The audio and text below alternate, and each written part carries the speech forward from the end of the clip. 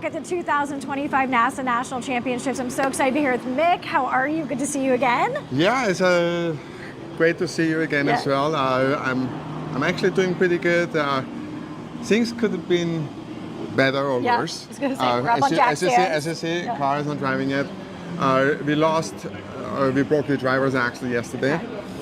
And then we had to also change the wheel bearing. Okay, yep, been but UPS should bring a new axle by 2 p.m. today. Perfect. Okay, I got the text that went out and saw that actually. So that was you. That was me. That's good. So you're out here from California, obviously. Yes.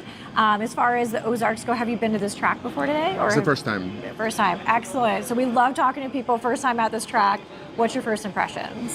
It's a roller coaster. Yeah.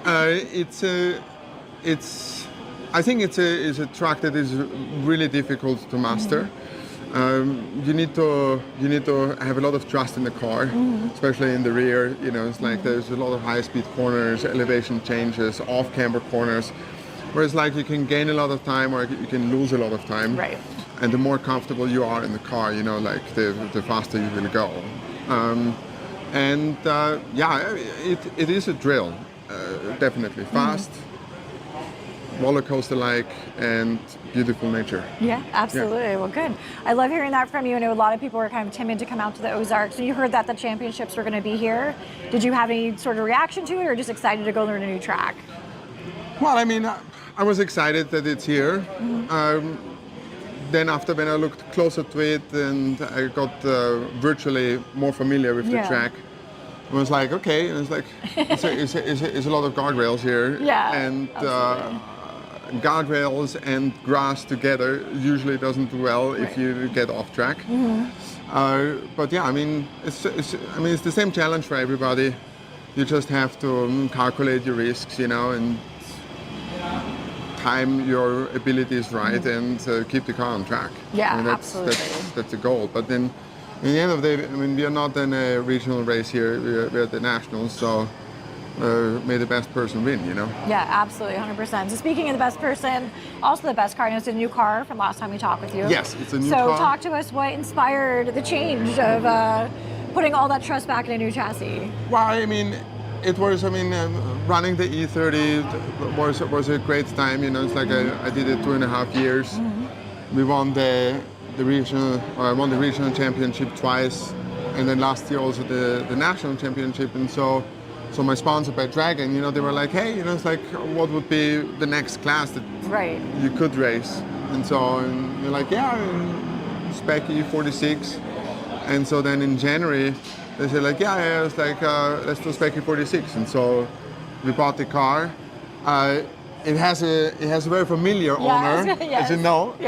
So Steve Stepanian, he sold me his old car. And I knew from the beginning, you know, that it's a car that can be running in the front. It's fairly newly built, and so it was a good buy. Yeah. And when you look back at the season we had in SoCar so far, it was proven to be a great car. You know, because the car won 10 out of 14 races. Right. You know? Yeah, so, performance is there. Yeah, pressure's on the driver.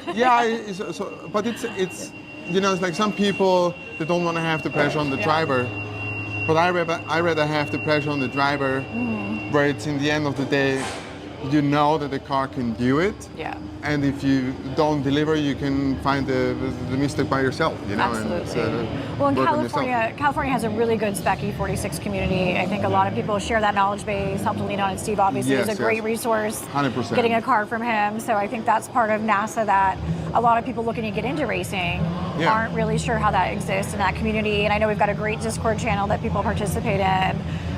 Getting that knowledge. So it's great to hear that you actually leaned into the NASA family, found another vehicle to buy, you know, knew that this was where you wanted to go next. I mean, it's always best to buy cars, you know, from people that you know, and like you know the history and stuff like that. I mean, over time I had a lot of conversations with newer racers, you know, where they're like, it's like, you know, it's like I want to save, depending on which class they are, 5 to 15 grand on buying a car.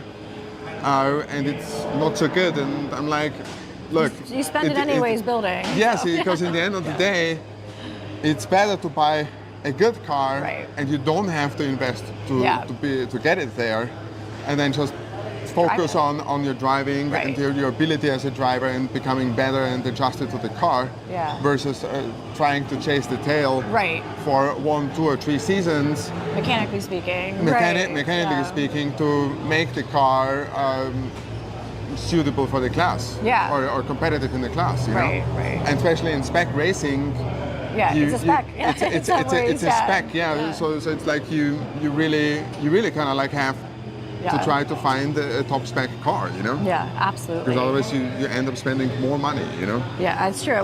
Racing is the best way to spend money and enjoy it. That's how I always say. Yes, 100%. I don't know where Paulie went, but he was here. Talk to us about Paulie. You're like chief crew person. He's here at all the races with you. He's been under the car all weekend, helping out getting this thing situated. Yeah. So has he been happy with the change from E30 to Spec E46? So I don't know if he was happy with the change because now I can't race against him anymore, you know? Because him and Ryan Wolt now are still running in E30. They're actually leading the championship there in SoCal. Awesome. So we'll see if they're gonna nail it down or if Matthew, Ibrahim can catch them. But I mean, I know Tom Paulie now since I don't even know how many years, and we became friends and all that kind of stuff. And you know, it's like he knew that I'm going to the nationals, and he's like, hey, you know, it's like if you need somebody to come with you to help out, which we always need. Get me a plane ticket, you know, I'll be hotel there. room and stuff like this, and I help you out. Yeah. And I was like, you know what? Okay, let's do it. Because last year I did it all myself, you know. Yep. And it's hard if you do everything yourself, you know. It's like it's just nice to have someone to, you know, complications of race cars or questions, just to talk through those things with you. Like, is it me? Is it the track? Is it the car? And you really can get another set of eyes on stuff and just double check that whole trust but verify feeling. You have another pair of eyes. You know, it's like watching out for you, and especially on a track like this, where flags are, especially like starting flags or green flags. You know, it's like a kind of like hard to see. Yeah. I think it's extremely important that you have a spotter. Yeah. Because, I mean, I've seen it in Utah, you know, it's like you have a full course yellow where, let's say, a safety car comes out, and as soon as the green flag is waved, everybody gets going. But if you're not near what if you end up 2 turns, especially here on this track, 2 you turns can't see anything, 1 turn away. You know, it's like you don't see when they go green. Yeah, absolutely. And you'll be passed at least by 3 to 4 other cars that had a spotter that got the cue that it's green, you know. Yeah, so, and especially, you know, this track has so little area for passing. You really just set yourself up for those opportunities. Yeah. And so having that extra reassurance too, that someone has extra eyes, and just like you said, you really need another person on your team to get this accomplished here at the championships. It's just like, especially for this track, it's very important, I think. Yeah, absolutely. Yeah, 100%. You know. Very cool. Well, thanks so much for taking time with us. We have one more question for you. Yes. We have this year, we decided to introduce the Magic 8-ball. Okay. So Mick asked, what is this? And I thought to myself, who doesn't know? So what this does, you ask it a question, and when you flip it over, it'll show you an answer. Okay, so you just think of a question you want to ask it. It can be anything that has a yes or no. Okay. Would you say out loud? What's your question? What did you say? What's your question? My question was if I'm gonna be able to do qualifying today. Perfect. All right. So he says, and it says, it is certain. It is certain. It is the best. So thank hopefully. you. There you go. We'll look forward to seeing you out there.